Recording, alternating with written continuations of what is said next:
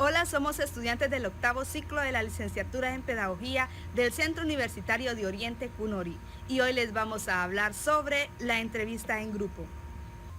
Para abordar el tema de entrevista en grupo, lo primero que tenemos que hacer es establecer una diferencia entre lo que es una entrevista individual. ¿Por qué?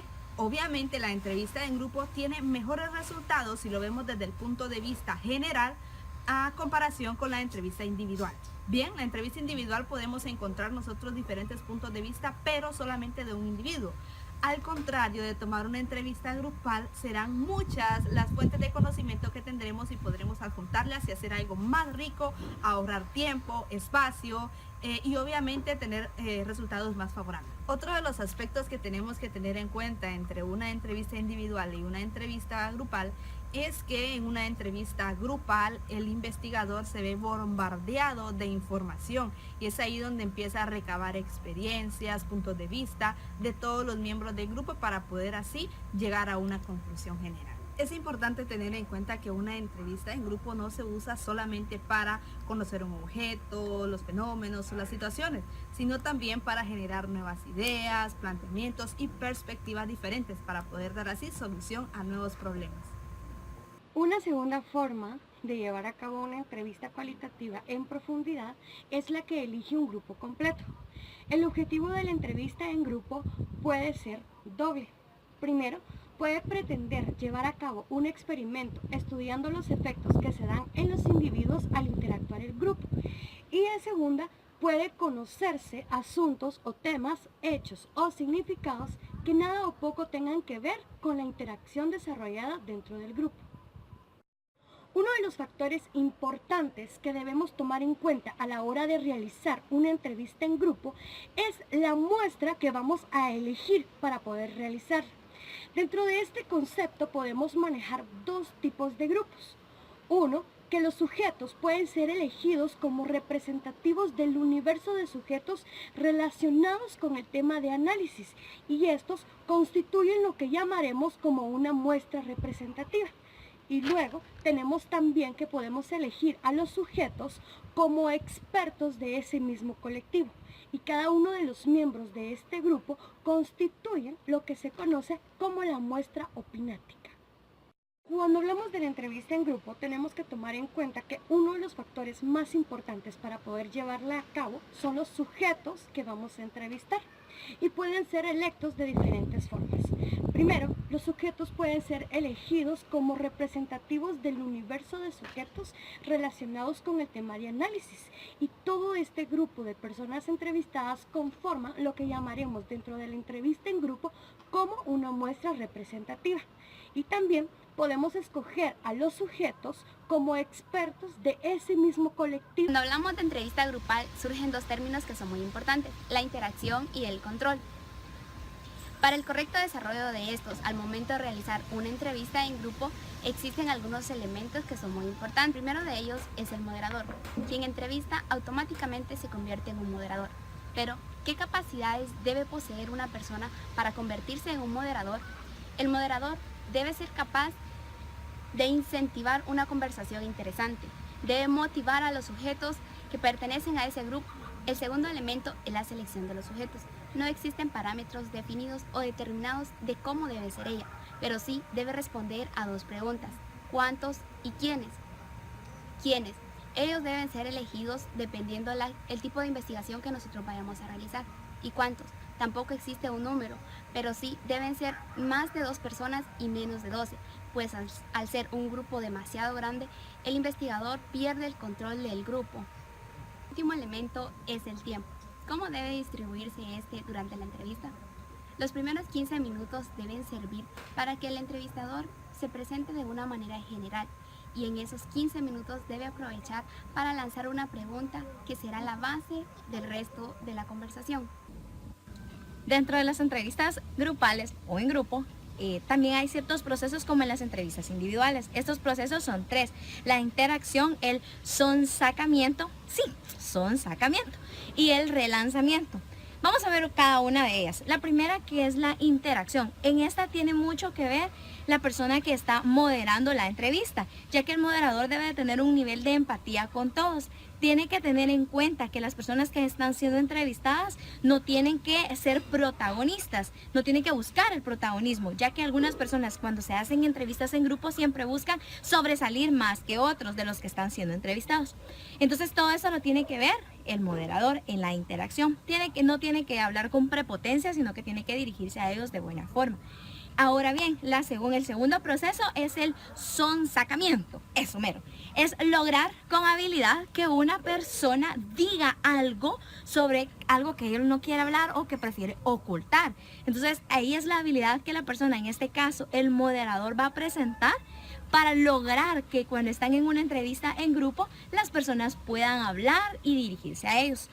Y lo último, el tercer proceso es el relanzamiento, y eso es dar nuevos impulsos. Entonces el moderador se tiene que dar cuenta que cuando la cosa no está muy bien o están hablando de otro tema que no es el que se necesita ser investigado, debe de buscar nuevos impulsos y de buscar nuevas formas y estrategias para lograr que regresen al tema que se está hablando. Por regla suprema, la regla suprema que se tiene es que no se puede perder el contacto con la dinámica que se está llevando a cabo, es decir, con el tema el cual estamos tratando de investigar. Ahora bien, ¿cómo sabemos que nuestra entrevista en grupo ya ha finalizado? Pues cuando nosotros ya tenemos los resultados o después de la entrevista nosotros ya nos damos cuenta que ya tenemos lo que necesitábamos sacar de esa entrevista en grupo. Después, para finalizar esto, tenemos lo que es el análisis y el reportaje. Y tal como lo dice Alan Hernes, nos indica que vamos a encontrarnos en el análisis con dos problemas. El primero son problemas funcionales y esa es la forma de grabar la entrevista, que nosotros no queremos perdernos absolutamente nada de lo que estamos entrevistando, entonces buscar la forma de grabarlo. Y el segundo problema son problemas interpretativos, entonces ahí es donde ya entra lo del análisis que vamos a realizar con cada una de las personas a las que nosotros entrevistamos, ya que ahí es donde se va a ver todas las aportaciones y los intereses que los entrevistandos pudieron haber manifestado con nosotros.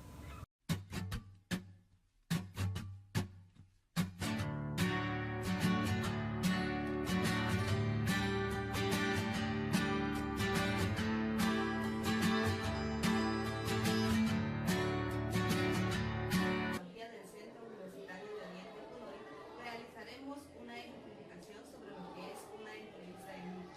Para ello hemos seleccionado a los estudiantes de la Escuela Oficial Rural Mixta Profa Pilar de la Guerra, específicamente de sexto grado primario. Sean todos bienvenidos. Para participar de esta entrevista en grupo, lo primero que tenemos que saber es qué reglas vamos a manejar. Una de ellas es respetar cada una de las opiniones de nuestros compañeros y tolerar los diferentes puntos de vista, es decir, mi opinión va a ser única y la de ellos también, y todas van a ser tomadas en cuenta para el análisis de esta entrevista. El tema que nosotros vamos a desarrollar es la preocupación sobre la educación de nuestra aldea de la Ermita, especialmente ustedes que son estudiantes que el próximo año van a pasar a estudiar el nivel básico y acá no hay un instituto cerca que les pueda brindar esa preparación sin esa educación. ¿Qué opiniones merece y cómo ustedes enfrentan esa situación para el próximo año? Pienso que una opción sería solicitar una telesecundaria y luchar por lo menos para que la telesecundaria se logre aquí en la escuela. ¿Alguien más?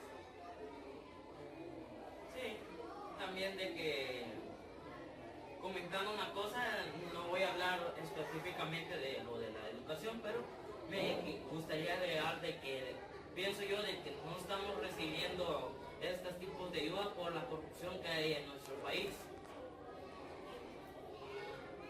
Y eso es cierto, porque lamentablemente nuestro país es un país en desarrollo ya como económico, etc. Y con lo de la educación, como sigue el desarrollo, no pueden aportar muchas escuelas ni con la educación, ¿cierto? Pero no con solo todo lo político se puede construir en la escuela. Pongamos la de aquí se construyó gracias a los padres de familia que le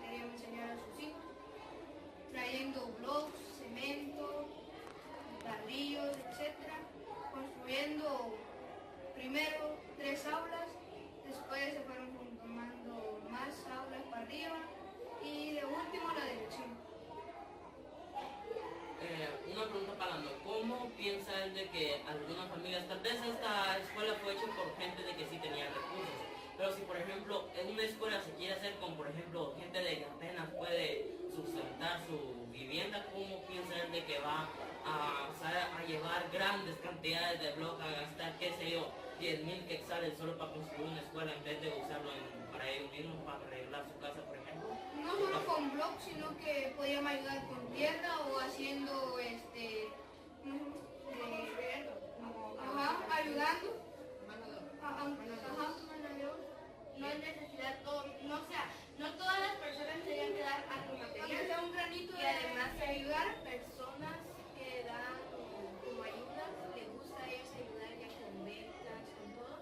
Podríamos decirles a ellas que en vez de becas que ayudaran a hacer una telesecundaria o un colegio. Y hay personas que miran no solo el bien de ellos, sino que también miran el bien común.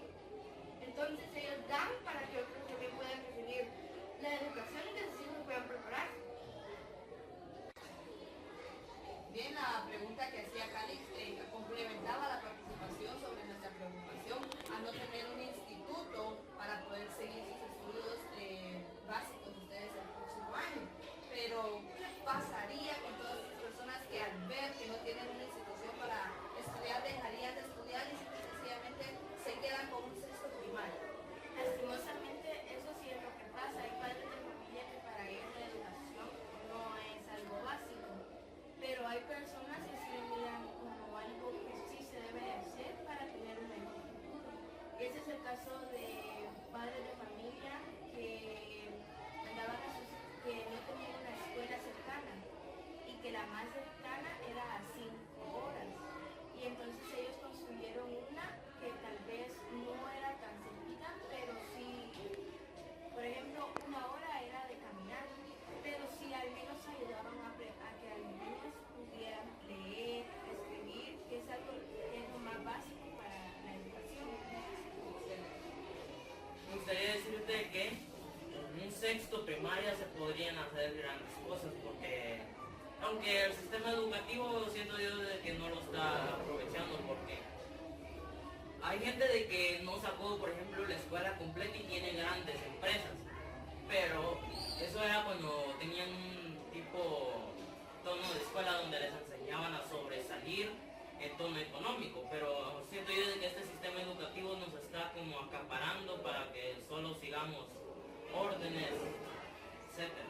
Lastimosamente la población guatemalteca, por ejemplo, tal vez el 50% se podría decir y el otro 50% hay uno que sí apoya la educación y otro que no. Hay papás que ni siquiera ponen a estudiar a los hijos primaria, ya que para ellos piensan, por ejemplo, las mujeres no eran unas de las que estudiaban, ya que pensaban que ellos al cumplir la mayoría de edad se iban a casar.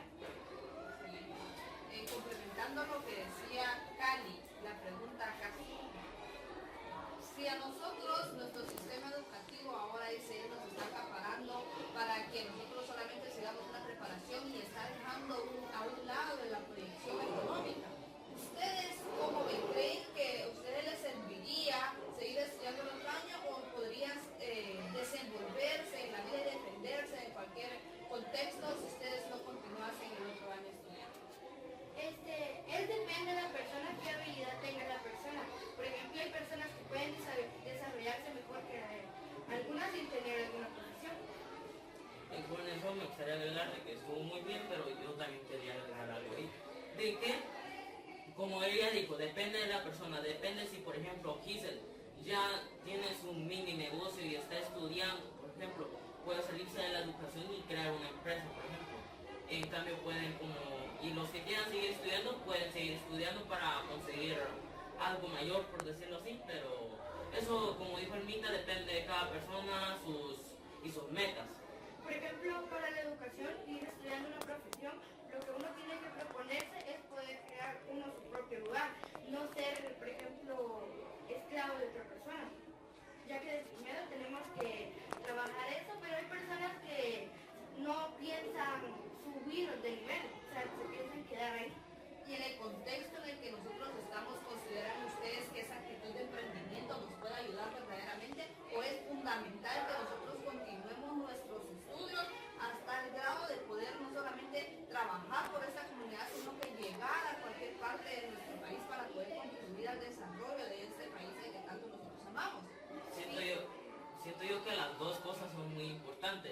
en la educación para poder conseguir algo mejor y nuestro pensamiento de sobresalir, porque así nos ayudan como a pasar la línea. Y yo pienso que, así como dijo Anita, dependiendo de la persona, pero también dependiendo de la familia y cómo lo hayan educado. Si piensan que tal vez la educación es importante. Y para también ayudar al país, existen ya lugares donde enseñan a hacer cosas para tener uno su propio lugar, para ser uno su propio jefe. Para, por ejemplo, ayudar, qué sé yo, tal vez a hacer postres, a ser estilista, etc. Pero Me gustaría, me gustaría decirte, Giselle, de que también me gustó lo que dijiste, pero se olvidó de ejemplos. Por ejemplo, con la de la familia que dijo, puede ser el ejemplo de que una familia lleva un montón de generaciones siendo trabajador, trabajando para la misma persona todos los días, ¿va? Entonces, ¿cómo van a educar a su hijo? Obedeciendo al que está trabajando. En cambio, pueden haber otros en las que, por ejemplo, le enseñen al mitad de que no tiene que trabajar ahí y de que tiene que crear su propia empresa, ser su propio jefe y manejar a todos, por ejemplo. Y también hay muchos trabajos de que puede ser, por ejemplo, en Estados Unidos hay mucho de eso, por ejemplo, aplicaciones como Uber, de que te dan dinero por ir a traer personas, puedes crear tu propia empresa. Eso también el de oro, que te dan como cosas en bajo precio, diamantes, anillos y todo eso, y después tú los puedes vender a precio que vos quieras y así hacer tu propia empresa, mini empresa. bueno, yo siento también que no es toda la culpa de la familia, porque hay personas que tienen todas las posibilidades de seguir estudiando y ser profesionales y no las aprovechan, porque no les gusta el estudio, prefieren trabajar y después que miran cómo es el trabajo duro, quieren volver a seguir estudiando. Dejando a un lado las familias y toda la situación histórica que tiene nuestro desarrollo en educación, pensemos acá. Ustedes son los que van a verse envueltos el próximo año en ¿qué hago con mi vida? Ya cerré mi ciclo primario. ¿Qué piensan hacer ustedes entonces si no tienen una institución cerca para poder seguir estudiando? Lastimosamente, tendríamos que tomar el punto de tal vez viajar, aunque ahí estuviéramos poniendo nuestra vida en riesgo, ya que podría pasar un accidente. Lo difícil acá es que el punto de vista de ella es muy, muy aceptable. Pero ¿qué pasaría con las personas que no tienen los recursos para poder hacerlo? Se estancarían y se quedarían acá, como ha pasado en muchísimas personas durante todo el transcurso de los años. Tengo entendido que acá hace algún tiempo funcionaba una telesecundaria. ¿Conocen ustedes algo al respecto? Sí, desde que funcionaba aquí, pero después la cambiaron para, no sé, Para otro lugar. para otro lugar. Aquí había una telesecundaria que no habían construido el piso de arriba, que solo eran tres grados. Primero básico, segundo básico y tercer básico y primaria. Desde primero hasta sexto. Por la causa de los maestros que les gustaba mucho viajar para acá, se pasaron para otro lugar. Y así perdieron la telesecundaria y solo con la primaria se quedó. Debemos de tener cuidado porque si nos descuidamos podemos llegar hasta perder la primaria. ¿Y qué pasaría? Ya lo decía el joven acá, si nosotros encontramos en nuestro país personas que han sobresalido, han llegado a ser grandes empresarios solamente con la educación primaria. La educación primaria es como la base que a nosotros nos va a ayudar a defendernos. Pero ¿qué pasaría si así como nosotros perdimos esta escuela telesecundaria acá? ¿Qué pasaría si también llegamos a perder nuestra escuela primaria?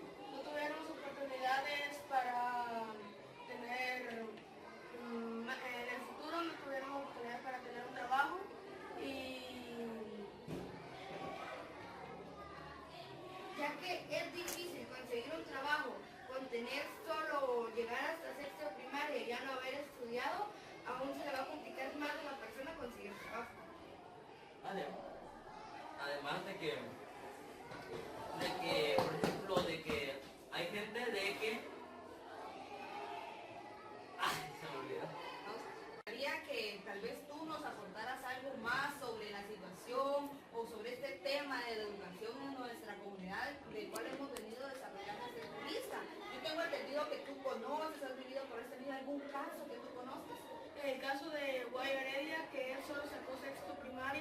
y ahorita es un gran, tiene una de las granjas más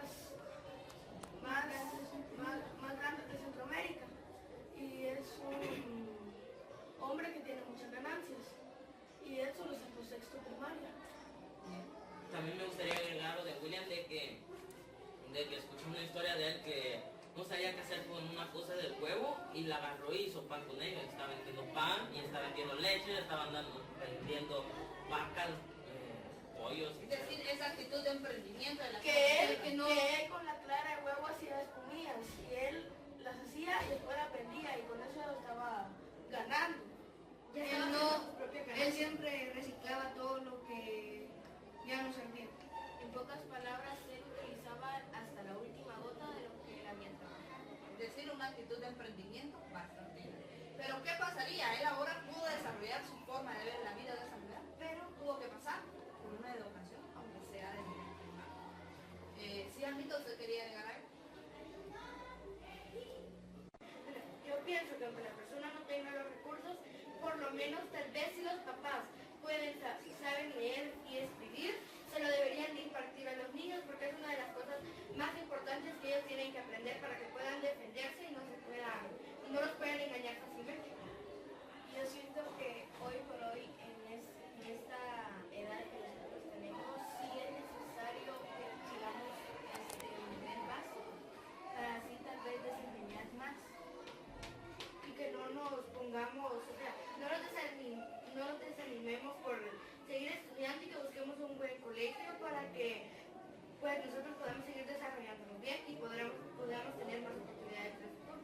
Es lógico que ustedes presentan una preocupación por la situación en la que se van a ver el otro año y les felicito porque yo sé que ustedes van a seguir estudiando aunque tengan, como dicen ustedes, viajar a otros lugares, arriesgar parte de su vida por ese deseo de superación que ustedes merecen. ¿Creen ustedes entonces que en Guatemala es necesario apostarle a la educación? Sí y no. Sí. Sí y no, ¿no? A la vez sí, porque también hay personas que le apostaron y ahora son grandes empresarios. Pero no todos tenemos la misma suerte de ser después unos grandes en algo por el estilo. También la capacidad de mantener todo lo que aprendió en 6 años para seguir estudiando. O tal vez no todos pueden llevar una carrera pesada. Como doctor, abogado. Bien. William, ¿usted quería agregar algo? Y no tienen la capacidad de desarrollarse en cualquier trabajo. Bien, chicos, creo yo que sus puntos de vista han contribuido mucho a este tema, en verdad la preocupación de nosotros por la educación de nuestra comunidad. Y como decían ustedes al principio, la idea es abrir puertas para que aquello que un día tuvimos nosotros acá lo podamos recuperar como lo era la educación de la secundaria. No tanto ya por ustedes, porque ustedes el otro año van a tener que defenderse la vida sí, pero sí por todas las personas que vienen atrás de ustedes, todos estos niños que ahora forman parte de esta escuela primaria, que en más de algún momento también van a tener que dar ese salto a la educación básica y si no poseen los recursos o el deseo de superación, van a quedarse hasta ahí. Hay que buscar el bien común y no solo el bien común. Excelente, y creo yo que esa es como que el arma, la ley suprema para nosotros poder ayudar a este país que nos vio nacer y que en verdad espera tanto de cada uno de nosotros. Yo agradezco su participación y me gustaría que ustedes cada uno se presentara en esta mañana. Alexis Besa. Giselle Palacios. William Besa. David Sana. Saraí García, y esto ha sido todo para nuestro ejemplo de entrevista en grupo. Esto ha sido todo sobre la entrevista en grupo. Mi nombre es Fátima Cano. Yo soy Alejandra Mayén. Mi nombre es Claudia Ramírez. Saraí García. Y somos el grupo 9. Si les ha gustado, deditos arriba.